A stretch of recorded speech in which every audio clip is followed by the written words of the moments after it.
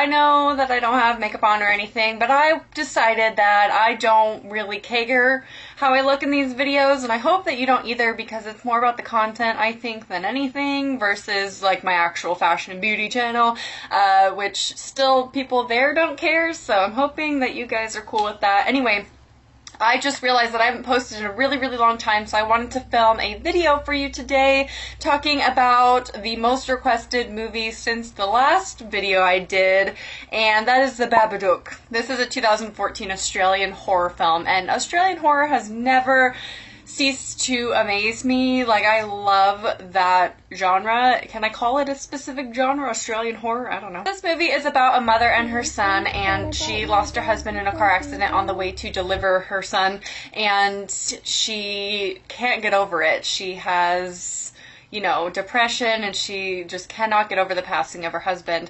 And then her son is just a handful, and it causes her friends and family to distance themselves from her because he is just so over the top and annoying, and he just has this overwhelming fear of monsters. Out of the blue, they find this book called the Babadook in his room, and he picks that to be read to him, and she's like, oh, where did you get this? Oh, I don't know. And she reads him the book, and I loved that scene with the mom reading the book to him. It was so cool. I love the pop-outs, and I want that book, really. Let me know if this is a real thing, or if this is like a real legend or anything like that, or if it's completely made up for the movie. So then weird occurrences start happening in the house. It's kind of like a ghost thing, almost like a possession type of story. And one of the criticisms I have for this movie is that the book literally came out of nowhere, and I don't think, now it's been a while since I watched this movie, but I don't think that they ever explained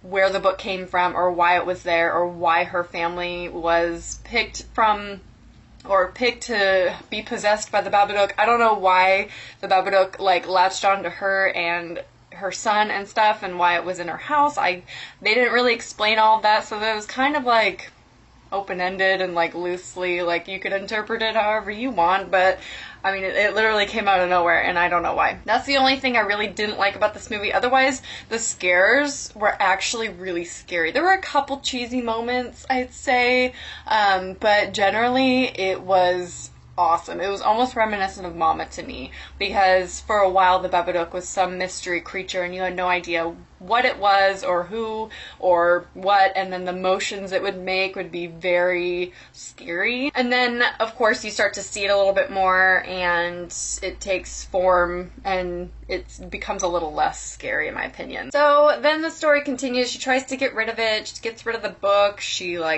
I think she burns it, and it just doesn't help.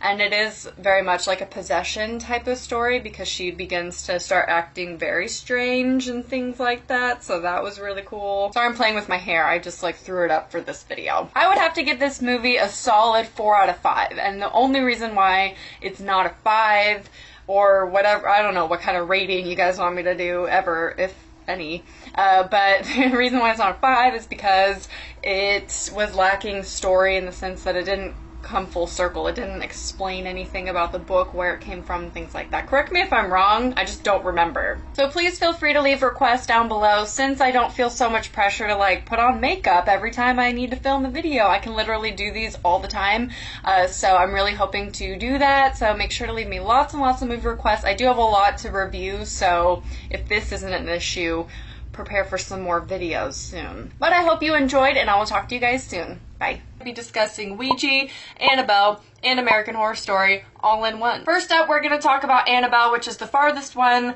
that I have seen.